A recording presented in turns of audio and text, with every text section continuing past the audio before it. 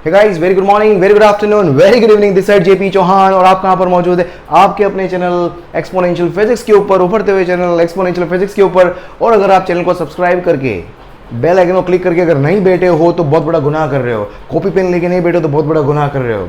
आज हम क्या करने वाले हैं? एससी वर्मा का क्वेश्चन, चैप्टर नंबर 29 का क्वेश्चन नंबर 44, आई थिंक 45 से लेके 52 तक क्वेश्चन अपन डिस्कस करने वाले हैं इस वीडियो के अंदर। तो सेशन के एंड तक बने रहना। और अगर इस चैप्टर की थ्योरी आपको क्लियर नहीं है तो पहले आप क्या करें, यहाँ पर आई बटन के अंदर मैंने इस वीडियो की, इस चैप्टर से रिलेटेड जो भी थ्योरी है उसका प्लेलिस्ट में आई बटन के अंदर ऐड कर रहा हूं, तो उस प्लेलिस्ट को आप देख के फिर आए। और अगर पहले से थ्योरी आती है तो most welcome to this particular video. अगर वीडियो को आपको वाकई बहुत अच्छा लगा हो तो जाने से पहले लाइक करके जरूर जाइएगा और शेयर करके जरूर जाइएगा। चलो स्टार्ट करते हैं जल्दी से। हाँ, क्वेश्चन नंबर 44। और एक और बता दूं, जो अभी मैं यहाँ पर पैरेलल के ईयर लॉन्ग कोर्स भी चला रहा हूँ मैं ना, ईयर लॉन्ग कोर्स के अंदर मैं एससी वर्मा को एज अ होमवर्क की तरह दे रहा हूँ। तो ये आपके लिए बहुत ही बेनिफिशियल होने वाला है। जिन लोगों को बिल्कुल थ्योरी पार्ट भी नहीं आता है तो year long course along with SC Verma free, मजा आ जाएगा। चलो एनीवेज, क्वेश्चन नंबर 45, जैसा आपको बेहतर लगे यहाँ रहो या ईयर लॉन्ग कोर्स के अंदर रहो, दोनों जगह मेरी ही है। 45 क्या दिया हुआ है? A positive charge Q is placed in front of a conducting solid cube, है ना। एक सॉलिड क्यूब है, ठीक है, एक सॉलिड क्यूब बना देते हैं अपन। एक ये सॉलिड क्यूब है, ठीक है। सॉलिड क्यूब से क्या दिया हुआ है? Q is placed in front of a conducting solid cube है, ठीक है। At a distance D from its centre, इसके सेंटर से कितनी डिस्टेंस पर? डी डिस्टेंस पर एक क्यू चार्ज रखा हुआ है। इसके सेंटर से डी डिस्टेंस पर एक क्यू चार्ज रखा हुआ है। ये क्यूब मेरे पास क्या है? सॉलिड कंडक्टिंग है। तो इसने क्या पूछा है कि find the electric field at the centre of the cube. इस सेंटर ऑफ द क्यूब मतलब ओ, आपको इलेक्ट्रिक फील्ड निकालना है किस पे? Centre of the cube, E O पे निकालना है। किसकी वजह से निकालना है? At the centre of the cube due to the charges appearing on its surface. Charge जो इसकी सरफेस पर अपीयर हो रहे हैं उसकी वजह से निकालना है। देखो, अगर आपने इलेक्ट्रोस्टैटिक इंडक्शन के बारे में पढ़ा हो, ये सॉलिड कंडक्टर है। सॉलिड कंडक्टर इसका मतलब इसके अंदर क्या होंगे? फ्री इलेक्ट्रॉन्स होंगे। अब ये पॉजिटिव चार्ज अगर रख रहे हो तो पॉजिटिव चार्ज क्या करेगा? इसके अंदर जो फ्री इलेक्ट्रॉन है उसको अट्रैक्ट करेगा। तो उसकी वजह से जितने भी फ्री इलेक्ट्रॉन हैं, जितने भी फ्री इलेक्ट्रॉन्स जो होंगे वो क्या होंगे? अट्रैक्ट होके यहां पर सरफेस के ऊपर इकट्ठे हो जाएंगे, ठीक है। और इस सरफेस पे अगर मेरे पास क्या हुआ? नेगेटिव चार्ज, इस लेफ्ट वाली सरफेस में नेगेटिव चार्ज अगर इकट्ठा हुआ है तो डेफिशिएंसी ऑफ इलेक्ट्रॉन की वजह से राइट साइड में इलेक्ट्रोस्टैटिक इंडक्शन, है ना, चार्जिंग वाले मेथड, अलग अलग चार्जिंग के मेथड्स पढ़े होंगे आपने, किसी बॉडी को चार्ज करने के मेथड। तो इलेक्ट्रोस्टैटिक इंडक्शन की वजह से यहाँ पर पॉजिटिव चार्ज अपीयर हो गया। तो यहाँ पर जो भी चार्ज अपीयर हुआ है, इस चार्ज जो अपीयर हुआ है उसकी वजह से मुझे क्या निकालना है? सेंटर पे इलेक्ट्रिक फील्ड निकालना है। अब देखो, कई बार इसको सीधा बहुत लोगों ने इसमें सॉल्यूशन भी करवाए होंगे, इसमें तुक्के मार रखे होंगे सीधे, क्योंकि आंसर ही तुक्के से आ सकता है इसमें। अब देखो ईओ, अब ओ पे इलेक्ट्रिक फील्ड जो होगा वो क्यू चार्ज की वजह से भी होगा और इंड्यूस चार्जेस की वजह से भी होगा। लेकिन अपने को एक चीज पता है कि मेटल की प्रॉपर्टी, कंडक्टर की प्रॉपर्टी क्या होती है? कंडक्टर की प्रॉपर्टी क्या होती है कि कंडक्टर के इनसाइड इलेक्ट्रिक फील्ड जो होता है हमेशा क्या होता है? कंडक्टर के इनसाइड इलेक्ट्रिक फील्ड हमेशा क्या होता है? जीरो। कंडक्टर की प्रॉपर्टी क्या होती है? कंडक्टर के इनसाइड इलेक्ट्रिक फील्ड हमेशा क्या होता है? जीरो होता है। क्यों होता है ऐसा? क्योंकि कोई भी कंडक्टर है उसको अगर आप कोई भी चार्ज दोगे, फॉर एग्जांपल कोई भी चार्ज अगर आप दोगे तो सारा चार्ज, सपोज जो चार्ज जो होगा, सपोज ये भले सॉलिड कंडक्टर है, चार्ज जो होगा, चार्ज अगर दोगे तो जो भी चार्जेस होंगे उनके बीच में म्यूचुअल रिपल्शन फोर्स की वजह से चार्ज जो होगा वो सरफेस के ऊपर क्या हो जाता है? यूनिफॉर्मली डिस्ट्रीब्यूट हो जाता है। तो सारा चार्ज क्या होगा? सरफेस के ऊपर डिस्ट्रीब्यूट हो गया।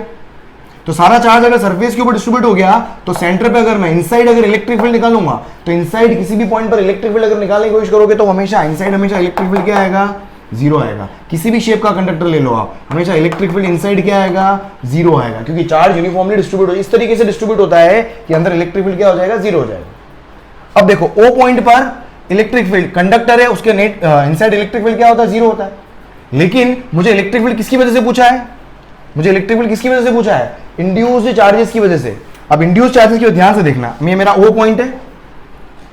ओ पॉइंट पर एक तो क्यू चार्ज की वजह से इलेक्ट्रिक फील्ड आएगा, वो क्या होगा? अभी ये मेरे पास क्यू चार्ज है, ठीक है, ये क्यू चार्ज है, और यहां पर मेरे पास क्या है? ये नेगेटिव चार्ज की लेयर है, और समझे उसको, बीच में ओ पॉइंट हो गया, और इधर मेरे पास क्या है? ये पॉजिटिव चार्ज की लेयर है। समझने की कोशिश करना है इसको। और ये मेरा क्या हो गया? मिड, बिल्कुल सेंटर पॉइंट हो गया ये। तो एक इलेक्ट्रिक फील्ड आएगा मेरे पास कहां पर? इसको प्रॉपर लिख देता हूं मैं। एक इलेक्ट्रिक फील्ड आएगा राइट साइड में क्यू चार्ज की वजह से, और एक इलेक्ट्रिक फील्ड आएगा पॉजिटिव और नेगेटिव इस इंड्यूस चार्जेस की वजह से। इलेक्ट्रिक फील्ड डायरेक्शन का आएगा इधर, पॉजिटिव से नेगेटिव की तरफ। तो एक इलेक्ट्रिक फील्ड जो आएगा इस O पॉइंट पर इंड्यूस चार्जेस की वजह से आएगा इधर, है ना, पॉजिटिव से नेगेटिव डायरेक्शन में। अब मुझे इंड्यूस चार्जेस की वजह से इलेक्ट्रिक फील्ड निकालना है, तो ये कैसे निकालोगे? मैंने क्या बोला, कंडक्टर के अंदर इलेक्ट्रिक फील्ड हमेशा क्या होता है? जीरो होता है। अगर O पॉइंट पर इलेक्ट्रिक फील्ड, अगर मैं क्या बोलता हूं, O पॉइंट पर अगर इलेक्ट्रिक फील्ड जीरो है, EO पे अगर इलेक्ट्रिक फील्ड जीरो है, इसका मतलब इंड्यूस इलेक्ट्रिक फील्ड का मैग्नीट्यूड किसके बराबर होना चाहिए? Q चार्ज की वजह से जो मैग्नीट्यूड आएगा उसकी वजह से होना चाहिए। अब Q चार्ज का मैग्नीट्यूड कितना है? Q चार्ज की वजह से इलेक्ट्रिक फील्ड का मैग्नीट्यूड कितना? Q चार्ज की वजह से d डिस्टेंस पर इलेक्ट्रिक फील्ड कितना हो जाएगा? KQ अपॉन डिस्टेंस कितना है मेरे पास? d square. तो ये हो गया मैग्नीट्यूड, और उसकी डायरेक्शन क्या आएगी? तो ये तो हो गया मैग्नीट्यूड, उसकी डायरेक्शन क्या आएगी? Towards the charge Q, EI का डायरेक्शन क्या आ रहा है? Towards charge Q। इसको आप बोलिए 4 पाई एप्सिलॉन नॉट लिख दो आप, 1/4 पाई एप्सिलॉन नॉट, क्योंकि SC Verma 1/4 pi epsilon not खेलता है, अपॉन d स्क्वायर। और कहाँ आएगा ये? टुवर्ड्स चार्ज, अगर आपको ये समझ में आ गया हो। क्लियर? तो इस तरीके से क्या हो जाएगा। बाकी बहुत लोगों ने क्या करा, क्यू चार्ज है भैया, डी डिस्टेंस पर इलेक्ट्रिक फील्ड क्या हो जाएगा? K Q upon R square. Simple ऐसे कर दिया होगा, बहुत लोगों ने देखा होगा आपने शायद। चलो एनीवेज, क्वेश्चन नंबर 46 पे है, जल्दी लिख लें इसको आप। क्वेश्चन नंबर 46, नेक्स्ट देखो क्वेश्चन नंबर 46। क्वेश्चन नंबर 46 देखो क्या है, तो बहुत गर्मी भाई यार। क्वेश्चन नंबर 46 क्या दिया हुआ है? A pendulum Bob of mass 80 milligram and carrying a charge of this is at rest in uniform horizontal electric field. Question number 46 देखो, मेरे पास क्या है, एक बोब जो है वो ये मेरे पास, सपोज ये बोब यहां पर था। अब हॉरिजॉन्टल इलेक्ट्रिक फील्ड में बोल रहा हूं, सपोज हॉरिजॉन्टल इलेक्ट्रिक फील्ड इस डायरेक्शन में है, इलेक्ट्रिक फील्ड का डायरेक्शन इधर है, ठीक है। ये यूनिफॉर्म इलेक्ट्रिक फील्ड के अंदर चार्ज रखा हुआ है। अब अब इसका जो भी बोब है, बोब का चार्ज भी है और मास भी है। देखो दिया हुआ है बोब जिसका मास दिया हुआ है 80 मिलीग्राम। 80 मिलीग्राम, मिलीग्राम का मतलब होता है 10⁻⁻6 किलोग्राम, ठीक है, 10⁻⁻6 किलोग्राम। और ये हो जाएगा 8 × 10⁻⁻5 किलोग्राम। और चार्ज भी दिया हुआ है इसका, चार्ज देखो कितना दिया हुआ है, 2 × 10⁻8। चार्ज दे रखा है 2 × 10⁻8 कूलम। तो देखो यहाँ पर क्या होगा, जब भी किसी क्यू चार्ज को यूनिफॉर्म इलेक्ट्रिक फील्ड के अंदर रखोगे तो उसके ऊपर देखो फोर्स लगेगा। अब यहाँ पर फोर्स क्या लगेगा? QE, और नीचे क्या लगेगा? mg, और इधर क्या लगेगा? QE। अब ये इक्विलिब्रियम में कहां पर आएगा?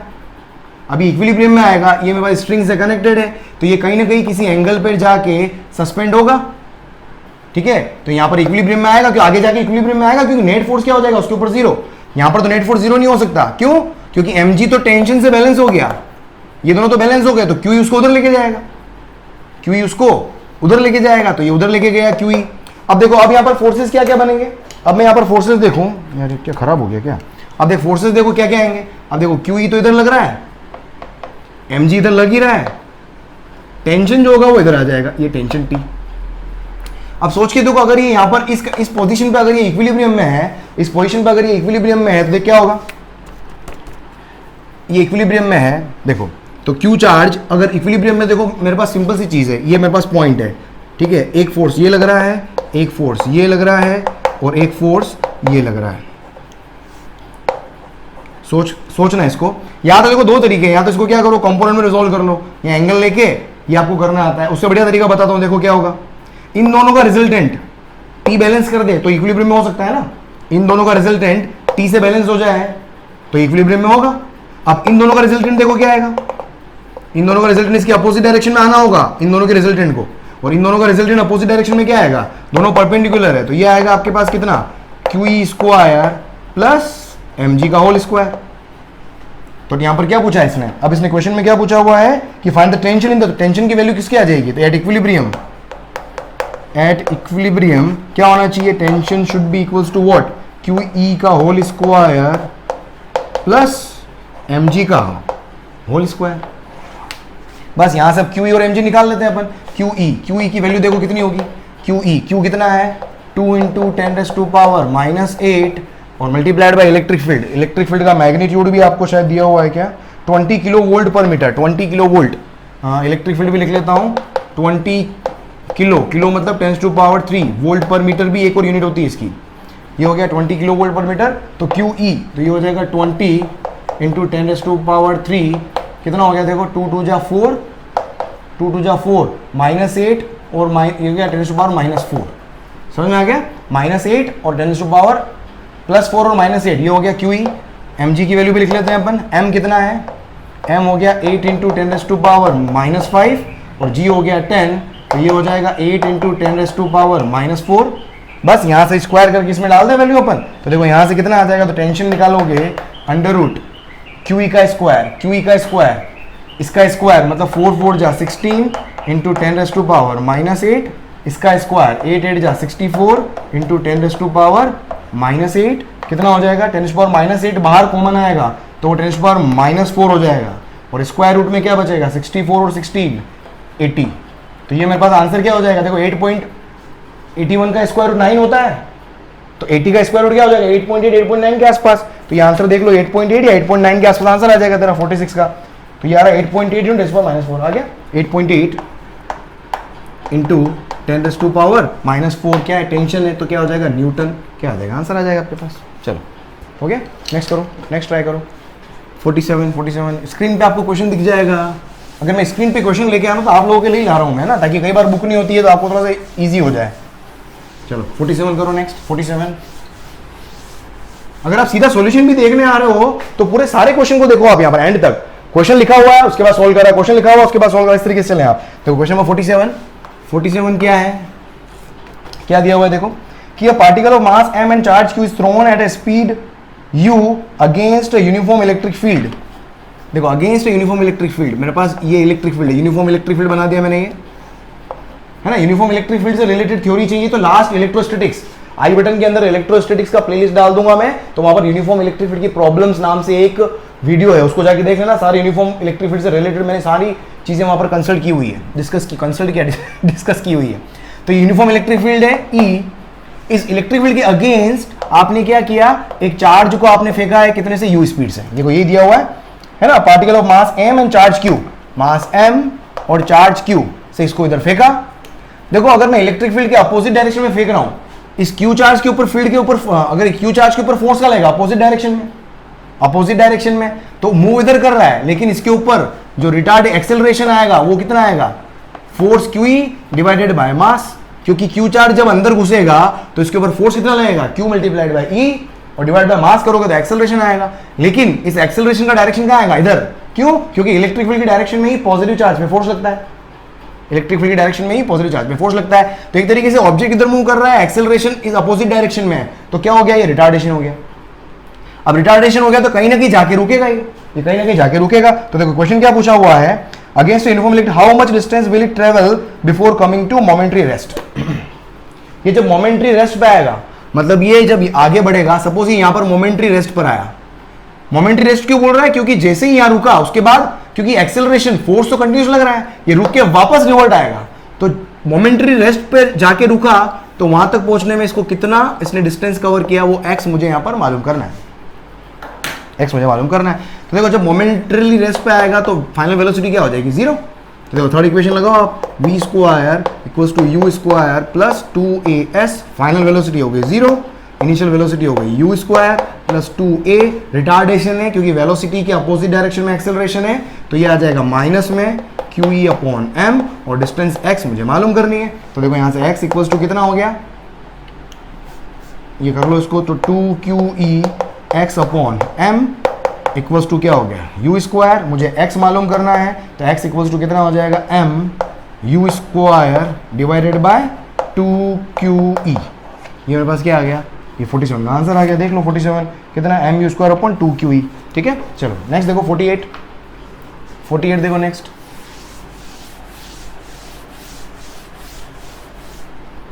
अरे हेलो 48 अच्छा क्वेश्चन है क्योंकि पार्ट्स बहुत सारे हैं। देख 48 क्या है, a particle of mass 1 gram and charge इतना is release from rest in an electric field of this. एक इलेक्ट्रिक फील्ड कांस्टेंट दिया हुआ मतलब यूनिफॉर्म इलेक्ट्रिक फील्ड हो गया। इलेक्ट्रिक फील्ड की अगर वैल्यू दे दे इसका मतलब क्या है, इलेक्ट्रिक फील्ड कांस्टेंट है मतलब यूनिफॉर्म इलेक्ट्रिक फील्ड है। तो यूनिफॉर्म इलेक्ट्रिक फील्ड ले लेता हूं मैं, ये यूनिफॉर्म इलेक्ट्रिक फील्ड ले लिया अपन ने, ठीक है। और यहाँ पर इलेक्ट्रिक फील्ड की जो वैल्यू दी हुई है वो आपको दी हुई है कितनी, 1.2 10 पावर 4, 1.2 इंटू 10 पावर 4 न्यूटन पर कूलम। चार्ज जिसको मैंने रिलीज किया है, सपोज ये चार्ज Q है, इसको जैसे रिलीज करूंगा, रिलीज करने का मतलब क्या हो गया, इनिशियल वेलोसिटी 0, और ये इधर जाएगा, इसके ऊपर इधर फोर्स लगेगा। अब इसके ऊपर इधर फोर्स कितना लगेगा, उसकी वजह से एक्सेलरेट करेगा, तो एक्सेलरेशन कितना आएगा, ये आ जाएगा QE डिवाइडेड बाय m, है ना। इलेक्ट्रिक फील्ड के अंदर एक्सेलरेशन कितना, QE डिवाइडेड बाय m से एक्सेलरेट करेगा। चलो बहुत बढ़िया, जैसे आप रिलीज करोगे। अब इसने क्या बोला है, और मास भी दिया हुआ है और चार्ज 2.5 × 4, चार्ज दिया हुआ है 2.5 इंटू 10⁻⁻⁴ कूलम। ये मेरे पास क्या हुआ, चार्ज दिया हुआ है और मास दिया हुआ है आपको 1 ग्राम। मास दिया हुआ है 1 ग्राम का मतलब हो गया 10⁻³ किलोग्राम। भाई क्या बोले जा रहा है, बोल क्या चाहिए अब, find the electric force and the force of gravity acting on this particle. First part क्या है, इलेक्ट्रिक फोर्स निकालना है। देखो फर्स्ट पार्ट बात करें electric force, electric force Fe equals to क्या होता है, QE। बस यहां से कर लो सोल्व, देख क्या आएगा, तो Q तो हो गया मेरे पास कितना 2.5 इंटू 10⁻⁻⁴, और इलेक्ट्रिक फील्ड कितना है 1.2 इंटू 10⁻⁴ प्लस 4 माइनस 4 कैंसिल। 2.5 को 1.2 से मल्टीप्लाई करो, 2.5 को 1 से मल्टीप्लाई किया तो 2.5 हो गया।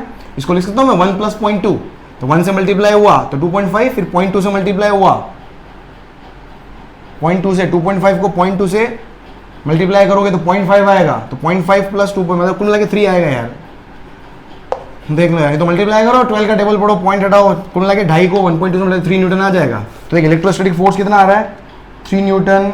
कौन सा क्वेश्चन कर रहे हैं अपन, 3 न्यूटन आ गया, 48 का है। उसके बाद बी क्या निकालना है, force of gravity. Force of gravity मतलब mg, m कितना है 10⁻⁻3, g की वैल्यू कितनी होगी 10, या फिर 9.8 लेना है आपको, 9.8 ले लो, तो ये आ जाएगा 9.8 इंटू 10⁻⁻3 न्यूटन, ठीक है। आ गया, ये हो गया ये पार्ट। उसके बाद देखो बी पार्ट, देखो क्या बोला है उसके, can one of these forces be neglected in comparison with the other for approximate analysis. हाँ बिल्कुल आप नेग्लेक्ट कर सकते हो। देखो यहाँ पर Fe की वैल्यू जो है वो क्या है, very very greater than Fg है, क्योंकि यहाँ पर क्या है 10⁻³ है और ये कितना है 3 है, वेरी वेरी ग्रेटर देन, तो Fg को नेग्लेक्ट कर दो आप। Fg को क्या कर सकते हैं आप, नेग्लेक्टेड, तो Fg को क्या कर दिया अपन ने, नेग्लेक्ट कर दिया, यहाँ पर नेग्लेक्ट कर सकते हैं बिल्कुल। अब इसने क्या बोला कि देखो बी पार्ट क्या, how long will it take for the particle to travel distance of 40 centimetre. अब देखो पार्टिकल इधर एक्सेलरेट कर रहा है, तो ये कितना long, how long it will take to complete 40 centimetre, 40 centimetre distance को कवर करने में इसको कितना टाइम लगेगा। तो देखो यहाँ पर कितना टाइम लगेगा वो देखना है मुझे। तो देखो यहाँ पर बी कौन सा है, सी पार्ट है ना, आई थिंक सी पार्ट ही था क्या, अरे भाई हेलो, ये बी पार्ट कब लिख दिया मैंने यार, बी पार्ट था, बी पार्ट अभी। अब how long will it take, तो देखो यहाँ पर 40 सेंटीमीटर डिस्प्लेसमेंट दिया हुआ है। देखो सेकंड इक्वेशन देखो, s equals to ut plus half at square, displacement कितना है 40 सेंटीमीटर मतलब 0.4 मीटर हो जाएगा, मीटर को मीटर, सेंटीमीटर को मीटर में ले लिया।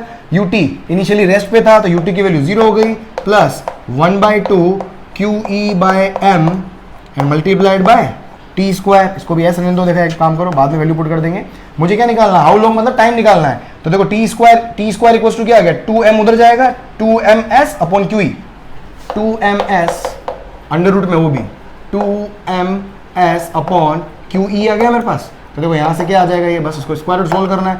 2 मास कितना है मेरे पास 10⁻⁻3, डिस्प्लेसमेंट कितना हो गया 40 सेंटीमीटर था, 4 था या 40 सेंटीमीटर 0.4 मीटर में आ गया, एंड डिवाइड बाय चार्ज आपके पास 2.5 इंटू 10⁻⁻4 है, और इलेक्ट्रिक फील्ड अपॉन QE है ना, QE की वैल्यू तो निकाल दी अपन ने, एक काम करो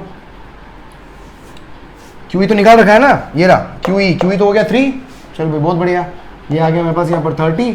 अब देख यहाँ पर कितना हो जाएगा मेरे पास, ये हो जाएगा √8/3 है ना, 4 टू जा 8/3 इंटू ये 0 से ऊपर जाएगा, ये 10⁻⁻4। तो देखो फाइनली मेरे पास क्या आ गया, इधर स्क्वायर रूट में देखोगे ये हो जाएगा मेरे पास कितना, 8/3 को कितना लिखोगे, ये बाहर तो आ गया 10⁻⁻2 और अंदर कितना आ गया 8/3। 8/3 का मतलब कितना हो गया देख, 8/3 कितना हुआ, 3 2 जा 6, 3 2 जा 6, 3 2 जा 6, कितना बचा 20, 2 3 6 18, 2.68, 2.6 का स्क्वायर रूट देख लो कितना हो गया, मतलब 1 पॉइंट समथिंग कुछ आ जाएगा ना, 1 पॉइंट समथिंग कुछ देख लो तो 48 का कितना आ रहा है आंसर, 1.63 इंटू 10⁻² सेकेंड, ठीक है, 1 पॉइंट समथिंग जो भी है, तो 1 पॉइंट है ना, 1.5 का स्क्वायर कितना होता है 2.25, तो 2.25 से थोड़ा सा ज्यादा आ रहा है ये, तो 1.6 इंटू 10⁻² सेकेंड मेरे पास क्या आ गया, ये बी पार्ट का आंसर आ गया। उसके बाद देखो आपके पास सी पार्ट क्या दिया हुआ है, सी पार्ट दिया हुआ है, what will be the speed of particle after travelling this distance, speed निकालनी है, इतनी डिस्टेंस ट्रेवल करने के बाद में स्पीड क्या आएगी, देख कौन सा है सी पार्ट, ये एक बार लिख लो, उसके बाद सी पार्ट करवा देता हूँ मैं, या कर लूँ यहाँ नीचे ऊपर ही करेंगे, सी पार्ट देख यहाँ से, सी पार्ट देखो इसको लिख है यहाँ, सी पार्ट इतनी डिस्टेंस ट्रेवल करने के बाद में कितना इसका स्पीड होगा, देख स्पीड होगा v इक्वल्स टू या तो u प्लस 80 से कर लो, v equals to u plus 80, तो v इक्वल्स टू u तो 0 है, एक्सेलरेशन कितना है मेरे पास f e अपॉन, समझना एक्सेलरेशन कितना है q e upon m into T, तो देखिए स्पीड कितना हो गया, तो 0 तो 0 है, q e कितना है 3, और मास कितना है 10⁻³ था है ना, 10⁻³ ये q बाई m, और टाइम अभी अपन ने निकाला 1.6 इंटू 10⁻, क्योंकि ये वाला टाइम भी तो वही है, उस डिस्टेंस को कवर करने में कितना टाइम लगा वही टाइम ही है, तो बस यहाँ से फाइनली 16 × 48 4.8 इंटू ये कितना आ जाएगा 10⁻³ ऊपर जाएगा 10, तो ये आ जाएगा 48, ये कितना आता 49 मीटर पर सेकंड आ रहा है, देखो 49 आ रहा है, ये 1.63 था है ना, ये 1 अगर एग्जैक्ट आंसर निकालोगे तो ये 1.63 था है ना पीछे अपन, तो उससे मैच करवाओगे तो ये कितना 1.63 को 3 से मल्टीप्लाई करो तो ये आ जाएगा तेरा 4.9 के आसपास, मल्टीप्लाइड बाय 10 हो गया, तो ये हो गया 49 मीटर पर सेकेंड। भाई क्लियर, भाई आंसर देखो मैं आसपास आपको कैलकुलेशन करना बता रहा हूँ, भाई कैलकुलेटर लेके बैठूंगा तो एग्जैक्ट आंसर निकाल के दे दूंगा, बट लेकिन है ना आसपास आपको लेके चल रहा हूं मैं। और आगे देखो आपके पास क्या है, how much is the work done by the electric force on the particle during this period, इस पीरियड में वर्क डन कितना हुआ। देखो वर्क डन का फॉर्मूला सिंपल क्या होता है, देख वर्क डन क्या होगा, वर्क डन क्या होता है, वो भी इलेक्ट्रिक फोर्स के द्वारा किया गया वर्क डन। वर्क डन का फॉर्मूला क्या होता है, force multiplied by displacement multiplied by cos theta, ये वर्क डन का फॉर्मूला होता है। फोर्स क्या है, क्यूई, क्योंकि इलेक्ट्रिक फोर्स का वर्क डन पूछा है, डिस्प्लेसमेंट कितना है जो भी आएगा, और दोनों फोर्स भी इधर लग रहा है डिस्प्लेसमेंट भी इधर लग रहा है, एंगल कितना है 0, तो cos 0, क्यूई क्या है मेरे पास, क्यूई की वैल्यू 3 न्यूटन थी, 3 डिस्प्लेसमेंट कितना था 0.4, cos 0 की वैल्यू कितनी होती है 1, तो ये हो जाएगा 1.2 जूल मेरे पास क्या आ जाएगा, वर्क डन आ जाएगा, बस देख लो इसका 1.20 जूल आंसर आ गया आपके पास। ठीक है, जल्दी से लिख लो। उसके बाद देखो 49 करते हैं जल्दी से अपन, 49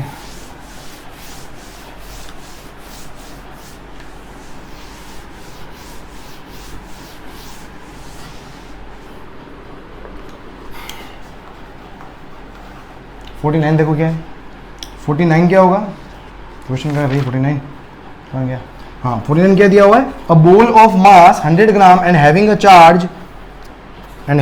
charge of this is release from rest in a region where horizontal electric field. देख सेम वैसे कुछ क्वेश्चन दिया हुआ है, ये मेरे पास क्या है, यूनिफॉर्म इलेक्ट्रिक फील्ड है, हॉरिजॉन्टल फील्ड है, उस फील्ड का मैग्नीट्यूड दिया हुआ है 2 × 10⁻⁻4 न्यूटन कूलम्ब इनवर्स, बॉल है उसका मास दिया हुआ है 100 ग्राम, 100 ग्राम का मतलब कितना हो गया, डिवाइड बाय 1000 मतलब 0.1 किलोग्राम, ये हो गया मास। हैविंग अ चार्ज दिया हुआ है आपको क्वेश्चन के अंदर 4.9 into 10⁻⁻5 coulomb is release from rest in region where horizontal electric field this, इसको रेस्ट पे रिलीज किया, सेम क्वेश्चन है देख, इसको रेस्ट पे रिलीज किया मतलब यू की वैल्यू 0 हो गई, मतलब ये इधर एक्सेलरेट करेगा और एक्सेलरेशन आ जाएगा आपके पास कितना QE/m, अब क्या पूछा है इसने, find the resultant force acting on the ball.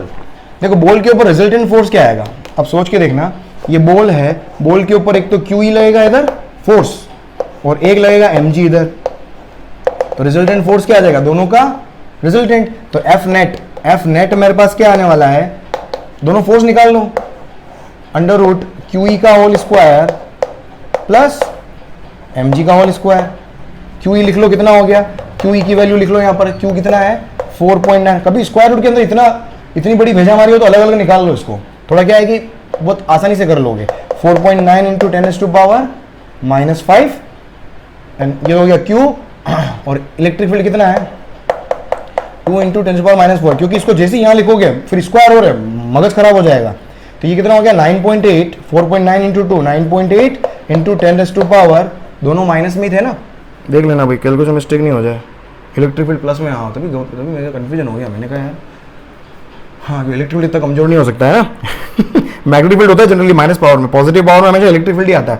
तो 2 इंटू 10⁻⁴, भाई कहाँ गया इलेक्ट्रिक फील्ड QE 2 इंटू 10⁻⁴, तो ये आ जाएगा मेरे पास कितना -5 + 4, तो इंटू 10⁻⁻1 ये आ गया 0.98, क्यों ये आ गया। उसके बाद mg देखो, mg कितना है, मास दिया हुआ है आपको 0.1 और g कितना है 9.8, भाई ये भी आ गया 0.98, मजा आ गया।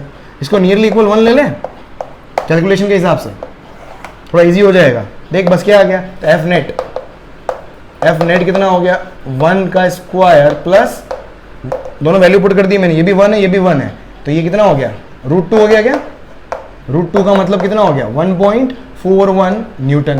तो ये क्या हो गया, और इसका डायरेक्शन कहाँ आ जाएगा, दोनों के बिल्कुल मिड में, बिल्कुल 45 डिग्री बोल दो या तो बीच में, अब जो भी फॉर्म दिया हुआ है देख लो, आंसर मैच करवा लो।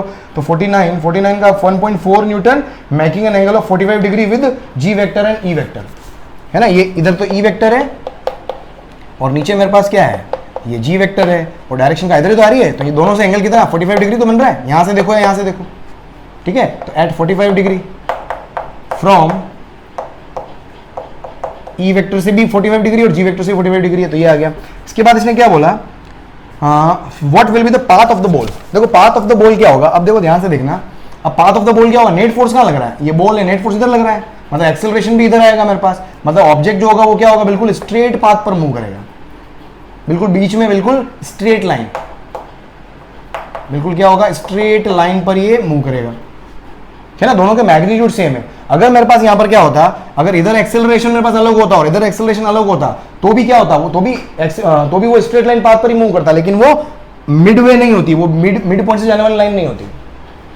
कल अपन ने क्वेश्चन किया था, लेकिन अगर फील्ड परपेंडिकुलर होता है, फील्ड अगर परपेंडिकुलर होता है तो वो पैराबोलिक पाथ लेता है, लेकिन जब फील्ड मेरे पास पैरेलल हो और उसी डायरेक्शन में अगर आप प्रोजेक्ट करोगे, ठीक है, और अगर mg भी आ गया, अगर mg नहीं होता तो स्ट्रेट पाथ पे उधर जाता, mg भी आ गया तो वो स्ट्रेट पाथ पे नहीं जाके किसी स्ट्रेट लाइन पाथ पे जाएगा, किसी एंगल के ऊपर, कितने एंगल पर, जिस लाइन में फोर्स लग रहा है। तो इसका बी पार्ट क्या हो गया, स्ट्रेट लाइन होगा और डायरेक्शन क्या होगी, along net force, along F net, जिस डायरेक्शन में नेट फोर्स लग रहा है, ठीक है। बस ध्यान रखना परपेंडिकुलर फोर्स अगर आ जाए तो वहां पैराबोलिक पाथ होगा, यहां पर क्या होगा, पाथ स्ट्रेट लाइन आएगा, है ना। अगर परपेंडिकुलर का देखना है आपको तो मेरा वीडियो देखना, आप उसके अंदर यूनिफॉर्म इलेक्ट्रिक फील्ड के अंदर मैंने परपेंडिकुलर और दोनों समझा रखे हैं, तो आपको काफी कुछ क्लियर हो जाएगी चीज। चलो उसके बाद क्या पूछा है, see where will the ball be at the end of 2 second, 2 second के बाद में बॉल कहां होगी। देख सी पार्ट देख लें यहाँ पर, 2 सेकंड के बाद में बॉल कहां होगी, 2 सेकंड के बाद में बॉल कहां होगी, मतलब डिस्टेंस पूछी क्या इसने, कहां होगी, मतलब डिस्टेंस बोला है क्या, हाँ डिस्टेंस। अब डिस्टेंस निकालना, कहां होगी, मतलब डिस्टेंस कहां होगी, इधर कहां जाएगी।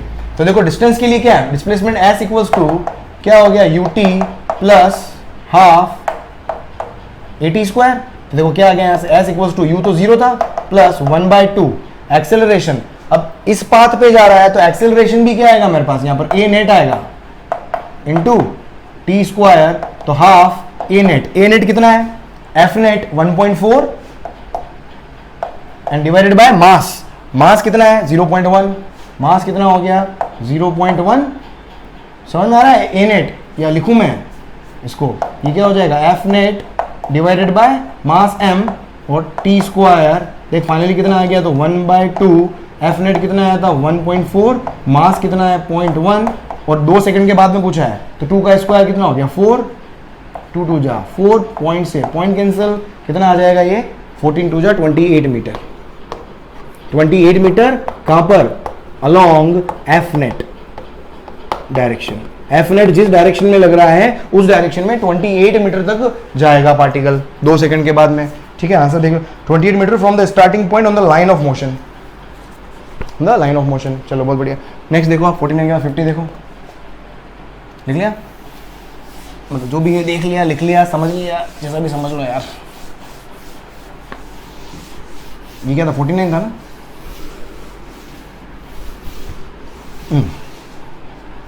चलो 50 नेक्स्ट देखो, अरे आजा आजा मेरी जान, हाँ आ गई 50। देखो 50 क्या है, 50 अच्छा क्वेश्चन है, क्या दिया हुआ है, the Bob of simple pendulum has a mass of 40 gram and a positive charge of this. हाँ भाई बोब है मेरे पास, ठीक है, ये बोब हो गया, इसका इस पे नीचे क्या लगेगा, mg नीचे लगेगा, मास दे रखा है, चलो बोब है, मास दे रखा है 40 इंटू 10⁻⁴ ग्राम में दिया हुआ है, इसलिए किलोग्राम में ये हो जाएगा मेरे पास, ये हो गया मास। इसमें क्या हो रहा है, it makes 20 oscillations in 45 second. 20 oscillations कितने सेकंड में, इन 45 सेकंड। तो एक ऑसिलेशन कितने में करेगा, 45/20 सेकंड में। ये एक तरीके से क्या आया, ये मैंने टाइम पीरियड लिख दिया है, ये मैंने क्या लिख दिया है, टाइम पीरियड लिख दिया है। अब देखो यहां पर पूछा गया, अब इसको देखते हैं अपन आगे क्या है, a vertical electric field pointing upwards, a vertical electric field pointing upwards, चलो ठीक है, pointing upwards and magnitude 2.5 into 10⁻⁴ newton coulomb inverse, ठीक है, अपर डायरेक्शन में लग रहा है। स्विच ऑन कर दिया आपने, स्विच ऑन किया है, बहुत बढ़िया काम किया। Then how much time will it now take to complete 20 oscillation. अब इसको 20 ऑसिलेशन को कंप्लीट करने में कितना टाइम लगेगा, देखो देखो सिंपल सा कॉन्सेप्ट है, अगर आपको थोड़ा ध्यान हो, टाइम पीरियड का, सिंपल पेंडुलम के टाइम पीरियड का फॉर्मूला क्या होता है, 2π/L/g। ये फॉर्मूला कब होता है, जब विदाउट इलेक्ट्रिक फील्ड, जब इलेक्ट्रिक फील्ड नहीं हो। लेकिन जैसे इलेक्ट्रिक फील्ड आएगा, इसको T1 बोल देता हूं, जैसे इलेक्ट्रिक फील्ड आएगा तो 2π फॉर्मूला क्या हो जाएगा, L/g इफेक्टिव। अब G इफेक्टिव क्या होगा, G नीचे लग रहा है और A ऊपर लग रहा होगा, क्यों, क्योंकि इलेक्ट्रिक फील्ड है और चार्ज भी, इसका चार्ज नहीं दिया है क्या, चार्ज भी तो होना चाहिए, चार्ज दिया हुआ है 4 × 10⁻⁶, चार्ज भी दिया हुआ है, लिख लो यहां पर, चार्ज दिया हुआ है 4 माइक्रोकूलम है ना, 4 × 10⁻⁶ है। तो एक्सेलरेशन ऊपर कितना, QE/m। तो G इफेक्टिव, यहां से G इफेक्टिव की वैल्यू क्या है, G इफेक्टिव मतलब नेट डाउनवर्ड डायरेक्शन में कितना G आएगा, तो यहां पर G इफेक्टिव, तो ये फॉर्मूला हो जाएगा 2π/L/g - a। ये मेरे पास क्या टाइम पीरियड इस केस में आ गया, ये इक्वेशन 1 हो गई, ये इक्वेशन मेरे पास क्या हो गई, 2 हो गई। अब उसको, अब इसने क्या पूछा है कि how much time will it now take to complete 20 oscillation. अगर मेरे पास टाइम पीरियड आ जाए, देखो ये टाइम पीरियड तो मेरे पास है, ये T1 है, ये टाइम पीरियड तो है विदाउट इलेक्ट्रिक फील्ड वाला। अब मुझे T2 मालूम करना है, क्यों मालूम करना है, क्योंकि T2 जैसे ही मालूम होगा तो एक ऑसिलेशन का टाइम आ जाएगा मेरे पास, टाइम पीरियड मतलब एक ऑसिलेशन का टाइम, उसको क्या करूंगा, फिर इसने पूछा 20 ऑसिलेशन का टाइम क्या होगा, तो जो भी T2 आएगा उसको भी 20 से मल्टीप्लाई कर दो, उसको भी 20 से मल्टीप्लाई कर दो, तो देख यहां से हो जाएगा। तो यहां पर देख सिंपली क्या है, क्या करो आप 2/1 कर दो, देखो 2/1। एक काम करो, यहां से मैं A निकाल लूं, क्योंकि A की जरूरत पड़ेगी अपने को, A निकाल लेते हैं अपन। देख A क्या हो जाएगा, QE/m, A क्या हो जाएगा, QE/m। क्यू चार्ज कितना है, 4 माइक्रोकूलम, 4 × 10⁻⁶। इलेक्ट्रिक फील्ड देखो कितना है, 2.5 × 10⁻⁴, और मास कितना है 40 × 10⁻⁻3, ये आ गया। अब देख लो यहां से कितना हो जाएगा मेरे पास, देख लो 4 10 जा 40, फाइनली कितना बचा, ऊपर सिर्फ 2.5 बचा है, 2.5 है ना ऊपर, 10⁻⁻6 + 4 -2, -6 + 4 -2, और ये -3 ऊपर जाएगा। ओ भाई समझ में आ रहा है ना, ऊपर कितना -2 और नीचे से ऊपर गया ये -3, सॉरी नीचे -3 और ये भी है, नीचे भी -2 आ गया, समझ ले, ऊपर जाके +2, ये कौन मिला के 10 ये 2.5 आ गया है। Hope you understand, you got it, अरे यू गॉट इट, -2 ऊपर भी -2 नीचे कट गया, 2.5 एक्सेलरेशन आ गया। अब 2/, अब एक काम करो 2/1 करो, 2/1 मतलब T2 जो निकालना होता है उसको डिवाइड करा करो हमेशा, ताकि वापस इधर नहीं ले जाना पड़े। तो T2 अपॉन इधर T1 कितना है, T1 की वैल्यू कितनी, 45/20, 45/20 मतलब ये 20 ऊपर आ जाएगा, ये हो गया LHS डिवाइड, फिर RHS डिवाइड करो, 2/1 कर रहा हूं तो 2π कैंसिल हो जाएगा, ऊपर तो आएगा रूट, ऊपर आएगा क्या, √L/g - a, और इधर आएगा मेरे पास √L/g। तो देखो ये क्या, 5 4 जा 20, 5 9 जा 45, तो ये हो जाएगा 4 T2 upon 9 equals to root L से रूट एल कैंसिल, ये उल्टा हो जाएगा, तो ये आएगा finally G upon G minus A. अरे भाई क्लियर। तो देख यहाँ से अब मेरे को वैल्यू पुट कर दो यहाँ पर, तो देख ये हो जाएगा T2 निकालना है, तो T2 बराबर कितना हो गया, ये उधर जाके 9/4 हो जाएगा, और G की वैल्यू कितनी है 10 माइनस 2.5, तो ये हो जाएगा ये कितना हो जाएगा 7.5। देख कितना होगा, तो T2 बराबर 9/4 और स्क्वायर रूट में कितना हो गया 10, और नीचे हो गया मेरे पास 7.5, ऊपर पॉइंट हटाओगे तो ऊपर 100, तो देखिए कितना आएगा मेरे पास, यहाँ से देख T2 कितना आएगा, तो T2 बराबर 9/4, ये 100 बार आ गया, मल्टीप्लाइड बाय 10 हो गया, और नीचे रूट 75 को क्या लिख सकते हो, 25 या 75, रूट 75 को देख क्या लिख सकते हो 5√3, समझो 500 डाल। मैंने 1 अभी मैंने कैलकुलेशन सिखाई है आपको, है ना, ऐसी फॉर्मूला में कंटिन्यूसली टच में रहो आप। 9/4 इंटू 10, 1/√3 की वैल्यू याद कर लो, ये 5 2 जा 10, एक काम कर 5 2 जा 10, 2 2 जा 4, 9/2 4.5, और 1/√3 की वैल्यू होती है 0.6, याद रखना इसको, याद कर लो, ये 1/√2 की वैल्यू 0.7, 1/√3 की वैल्यू 0.6, 0.58 होती है हालांकि, पर कैलकुलेशन में 0.6 यूज करो। अब मल्टीप्लाई कर लो, ये तो मल्टीप्लाई कर सकते हो आप, कितना हो गया 6 5 जा 30, 3 6 4 जा 24 और 3 27, और कितना है 2 के बाद पॉइंट, तो ये कितना आ गया 2.7, ये आ गया टाइम पीरियड, ये कितना आ गया टाइम पीरियड। अब मुझे क्या करना है, ये थोड़ा सा कम भी होता है ना, थोड़ा सा मतलब 0.58 होता है एक्चुअल में, 0.58 से मल्टीप्लाई करोगे तो थोड़ा सा कम कर लो इसको, भले ये 2.6 कर लो, समझ में आ रहा है ना, 0.58 के आसपास होता है ये, अभी मल्टीप्लाई किया तो ये तेरा 2.6 के आसपास आ जाएगा, ये 2.6 के आसपास आ जाएगा, अभी 2.6 आ गया।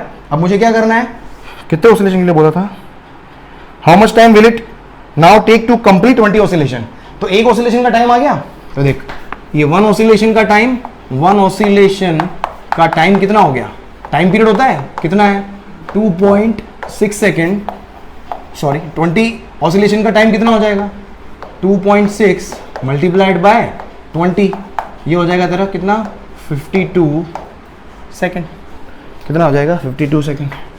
भाई कैलकुलेशन देख लेना है, कहीं गड़बड़ हो गई हो तो माफ़ कर देना, वापस करेंगे और क्या है 50 ओहो 52 सेकेंड, समझ में आ गया, एग्जैक्ट आंसर आ गया आपका। मतलब ये छोटी छोटी चीज़ें जो है, बाकी एक्चुअल में होगा क्या, देखो √3 को जैसे 1.73 लिखा आपने वो वहीं जमा हो जाओगे, तो ये छोटी छोटी बातें जो बता रहा हूँ कैलकुलेशन के अंदर हमेशा ध्यान रखें आप, तो मजा आ जाएगा आपको। चलो 50 हो गया, नाउ 51 पे आते हैं, जल्दी लिख लो उसको।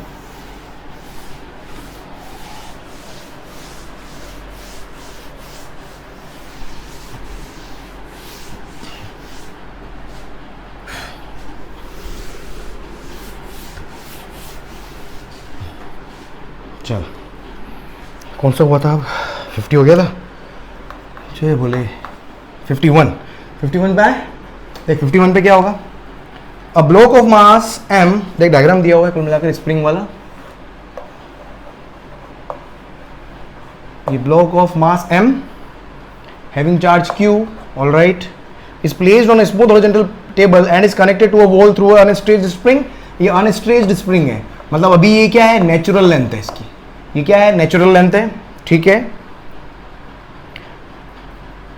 अ horizontal electric field E parallel to spring is switched on, अब यहां पर मैं जैसे ही इलेक्ट्रिक फील्ड को स्विच ऑन करूंगा तो क्या होगा, ये ब्लॉक आगे इस पे फोर्स लगेगा, ये यहां के आ जाएगा, आगे आ जाएगा, यहां आगे चला जाएगा, यहां अब ये आगे चला जाएगा, क्यों गया, क्योंकि QE इसके ऊपर यहां लग रहा था, मैक्सिमम कितना जाएगा ये, जब QE और स्प्रिंग के ऊपर अपोजिट डायरेक्शन में क्या लगेगा FSP, तो क्या होगा एट इक्विलिब्रियम क्या होगा FSP और QE दोनों क्या हो जाएंगे, बराबर हो जाएंगे, और इसको अपन क्या बोलते थे डिस्प्लेसमेंट x। अब इसने पूछा क्या, देखो यहां तक समझ में आ गया, जो बोला अपन ने वो कर दिया। अभी बोला horizontal switch on, find the amplitude of the resulting SHM of the block. देखो अभी यहां रुकेगा, ये जैसे रुकेगा फिर वापस लौट के आएगा ना, क्योंकि FSP इसको खींचेगा, यहां तक पहुंचा, फिर QE में इतना दम नहीं है कि वो FSP को भी ओवरकम कर जाए, क्योंकि FSP जो होता है वो x के साथ में बढ़ता है, एफएसपी का फॉर्मूला क्या होता है, के एक्स होता है ना, तो जितना ज्यादा एक्स होगा उतना एफएसपी का पावर बढ़ता जाएगा। तो एफएसपी का पावर जिससे बढ़ेगा तो एक टाइम के बाद में ब्लॉक रुकेगा, और कब रुकेगा, जब एफएसपी की वैल्यू क्यू के बराबर हो जाएगी। अब जैसे ही रुका तो उसके बाद वापस लौट के जाएगा ये, तो ये एसएचएम करेगा वापस, ये ऑसिलेटरी बोल लो या एसएचएम बोलो, लेकिन अपने को स्प्रिंग के अंदर तो अपने को पता है क्या होता है, हमेशा एसएचएम होता है। तो उसका एम्पलीट्यूड पूछा है, एम्पलीट्यूड पूछा है। अब एक चीज ध्यान से सोचो, क्या ये एक्स की मैक्सिमम वैल्यू है क्या? क्यों? क्योंकि यहां पर वेलोसिटी क्या हो गई, जीरो।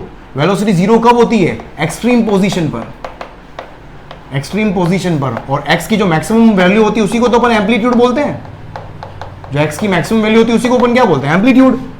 तो एफएसपी क्या हो गया, K X max equals to Q ई।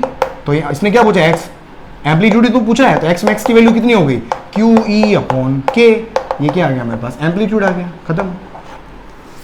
देख आंसर देख ले, इसका आंसर मैच करवा ले। क्या आ गया तेरा, 51 क्यू ई बाय के आ गया, खत्म। ठीक है 51। नेक्स्ट देखो 52 देखो, लास्ट बस 52 करते हैं, आज की कहानी खत्म करते हैं। 52 जल्दी से लिख लो, 52 देख 52 क्या होगा, देखो 52 क्या होगा, 52 टाइम क्या हो गया यार भाई, आज बहुत टाइम लग गया। 52 देखो क्या दिया हुआ है, अ ब्लॉक ऑफ, डायग्राम बना लेते हैं अपन, ये जो भी है ये डायग्राम बना लेते हैं अपन। देखो क्या दिया हुआ है, एक चार्ज क्यू है, बहुत बढ़िया। ये कितने डिस्टेंस पर रखा हुआ है, ये यहाँ से डी डिस्टेंस पर रखा हुआ है। चलो देख लेते हैं क्या बोला है। अ ब्लॉक ऑफ मास m, ये ब्लॉक है, इसका मास m है, containing a net positive charge q is placed on a smooth horizontal table which terminates in a vertical wall। ये vertical wall है, ठीक है, vertical wall। The distance of the block from the wall d, चलो बहुत बढ़िया। A horizontal electric field E towards right is switched on। अब यहां से मैंने क्या करा, इलेक्ट्रिक फील्ड को स्विच ऑन करूंगा तो इसके ऊपर फोर्स लगेगा कितना, QE, बहुत बढ़िया, फोर्स लगेगा QE। हाँ गया भाई। Assuming elastic collision if any, आपको क्या करना है, इलास्टिक कॉलिजन एज्यूम करना है। इफ एनी, कॉलिजन का होगा, यहां पर होगा, यहां पर ये टकराएगा यहां पर, तो यहां पर कॉलिजन जो होगा इलास्टिक होगा। इलास्टिक कॉलिजन के अंदर क्या होता है, अगर इलास्टिक कॉलिजन के अंदर मेरे पास क्या होता है, काइनेटिक एनर्जी कंजर्व रहती है। काइनेटिक एनर्जी क्या रहती है, कंजर्व, किसकी, ऑफ सिस्टम। सिस्टम की काइनेटिक एनर्जी क्या रहती है, कंजर्व रहती है। तो सिस्टम की काइनेटिक एनर्जी किसके पास में है, वॉल। दो जने कौन है, एक तो ये बॉडी हो गई और एक वॉल हो गई। वॉल तो रेस्ट पर है तो इसकी कोई काइनेटिक एनर्जी होगी नहीं, ये पहले भी रेस्ट पे थी, बाद में भी रेस्ट पे होगी। तो जितनी इसकी काइनेटिक एनर्जी यहाँ पर टकराने के समय जितनी काइनेटिक एनर्जी इसकी होगी, उतनी ही काइनेटिक एनर्जी आफ्टर कॉलिजन भी होगी किसकी, ब्लॉक की। तो इसलिए क्या बोल रहा है, इलास्टिक कॉलिजन। तो जितनी वेलोसिटी से टकराएगा उतनी ही वेलोसिटी से वापस लौट के भी आएगा, उतनी वेलोसिटी से वापस लौट के भी आएगा। तो देखो यहां पर क्या है, अब क्वेश्चन क्या पूछा है, horizontal electric field is switched on, नहीं कहां गया, switched on assuming elastic collision, find the time period of resulting oscillatory motion, is it a simple harmonic motion। आपको क्या मालूम करना है, आपको टाइम पीरियड मालूम करना है। देखो ये टकरा के वापस यहां तक आएगा, टाइम पीरियड का मतलब क्या होता है, सिंपल सा कॉन्सेप्ट है। टाइम पीरियड का मतलब क्या हुआ, यहां से यहां पर गया और वापस अपनी उसी पोजीशन पे अगर लौट के आ जाए तो उसको अपन क्या बोलेंगे, टाइम पीरियड, मतलब वो एक ऑसिलेशन हो गया। ठीक है, तो देखो यहां पर ये, क्योंकि यहां पर ये रेस्ट पे था, यहां पर क्या है, ये रेस्ट पर है, ये u इक्वल्स टू क्या है, 0 है। तो यहां से यहां जाएगा तो जितनी वेलोसिटी से टकराएगा उतनी ही वेलोसिटी से वापस लौट के भी आएगा, to conserve the kinetic energy, elastic collision की वजह से। अब मुझे टाइम पीरियड निकालना है, तो देखो टाइम पीरियड सिंपल क्या होगा, जाने में लगा टाइम प्लस आने में लगा टाइम। तो टाइम पीरियड यहां पर कैसे निकालोगे, तो टाइम पीरियड जो होगा वो क्या होगा, जाने में लगा टाइम और आने में, दोनों टाइम मेरे पास क्या आएंगे, सेम। जितना टाइम जाने में लगा उतना टाइम आने में भी लगेगा, इलास्टिक कॉलिजन। जितना टाइम उसको समझो यहां पर जाने में, क्यों ऐसा क्यों बोल रहा हूं मैं, ऐसा क्यों बोल रहा हूं, क्यों ऐसा क्यों बोल रहा हूं, क्योंकि रेस्ट से स्टार्ट हुआ, क्योंकि यहां पर रेट ऑफ जब इधर जाएगा तो क्या होगा, इसकी एक्सेलरेट करेगा कितने से, QE बाय m से। जब ये इधर आएगा तो रिटार्ड करेगा, क्यों रिटार्ड करेगा, क्योंकि जब वो इधर आ रहा होगा लेकिन एक्सेलरेशन जो फोर्स है वो इधर लग रहा होगा, तो वो रिटार्ड करेगा कितने से, QE बाय m से रिटार्ड करेगा। तो rate of increment of speed और rate of decrement of speed जब सेम होती है तो क्या होता है, तो हर पोजीशन पर उसकी स्पीड जाते वक्त जितनी थी आते वक्त भी उतनी होती है। ये मोशन अंडर ग्रेविटी का भी कॉन्सेप्ट है, अगर आपने पढ़ा हो, सेम लेवल पर स्पीड सेम होती है। क्यों, क्योंकि ऊपर जाते वक्त रिटार्डेशन था g का, नीचे आते वक्त एक्सेलरेशन था जी का, तो जब भी rate of increment of speed और rate of decrement of speed अगर सेम होती है तो एक पर्टिकुलर लेवल पर हमेशा स्पीड सेम रहती है, भले जाते हुए बोलो या आते हुए बोलो, ठीक है। तो ये यहां से रेस्ट पे गया था, यहां पर v थी, जब लोड क्या है v से स्टार्ट हुआ, फाइनली जब यहां पर पहुंचेगा तो वापस उसकी स्पीड क्या हो जाएगी, जीरो। यहां पर इसकी स्पीड वैसे जीरो हुई, तो फिर इलेक्ट्रिक फोर्स तो लग ही रहा है, फिर आगे यहां से वापस इधर जाएगा, तो इन दोनों के बीच में ये ऑसिलेटरी मोशन करता रहेगा, ऑसिलेशन करता रहेगा। अब मुझे क्या निकालना है, टाइम पीरियड निकालना है, तो टाइम पीरियड क्या होगा, जाते हुए टाइम प्लस आते हुए टाइम, टोटल टाइम 2t, बस यहां से t निकाल दूं मैं, t। अब t क्या होगा, अब t के लिए देखो क्या है, देखो इस पे इक्वेशन लगा सकता हूं मैं, s equals to ut plus half at square, displacement कितना है d, u की वैल्यू 0 है, प्लस 1/2 इधर जाते हुए एक्सेलरेशन कितना हो गया, qe by m t square, तो देखो t कितना हो गया 2md, है ना, 2md अपॉन qe और t स्क्वायर, दोनों स्क्वायर रूट लोगे t आ जाएगा। टाइम पीरियड कितना आ जाएगा यहाँ से, तो टाइम पीरियड अगर आप लिखोगे तो टाइम पीरियड हो गया 2 और मल्टीप्लाई में क्या आ गया मेरे पास 2√2md डिवाइडेड बाय qe, ये मेरे पास क्या आ गया, टाइम पीरियड ऑसिलेशन का आ गया। अरे समझ में आ रहा है, कौन सा क्वेश्चन था भाई, 8md upon qe, answer 8md upon qe, 8md upon qe लिख लो इसको भले, है ना, 2 अंदर जाएगा, है ना, 2 अंदर जाएगा, 2 अंदर जाके 4 हो जाएगा, तो ये हो जाएगा 8, तो √8md अपॉन qe, ये मेरे पास क्या आ गया, टाइम पीरियड हो गया। लिखो उसको, लिख लो उसको, चलो लिख लिया। देखिए यहाँ पर, और देख फाइनली इसने एक और क्या पूछा मैं लास्ट में कि is it a simple harmonic motion. देखो सिंपल हार्मोनिक मोशन के लिए कंडीशन क्या होती है कि f जो होना चाहिए वो डायरेक्टली प्रोपोर्शनल टू, अगर x है तो ही अपन क्या बोलते हैं, सिंपल हार्मोनिक मोशन। लेकिन यहाँ पर f की वैल्यू क्या है, f कितना आ रहा है, qe, q कांस्टेंट है, इलेक्ट्रिक फील्ड भी यूनिफॉर्म है, E कांस्टेंट है, तो F तो मेरे पास क्या हो गया, कांस्टेंट हो गया। तो F कांस्टेंट है इसलिए ये SHM नहीं होगा, ये क्या होगा, ऑसिलेटरी मोशन हो जाएगा। ऑसिलेशन कर रहा है लेकिन ये SHM नहीं करेगा, है ना, X पे डिपेंड करना चाहिए तभी अपन उस पर कमेंट कर सकते हैं, राइट। तो अब आपको समझ में आ गया होगा यहाँ तक, चलो ठीक है, आज क्वेश्चन हम यही ओवर करते हैं, जल्दी से लिख लो इसको आप, हाँ हालांकि लिख भी लिया था आपने।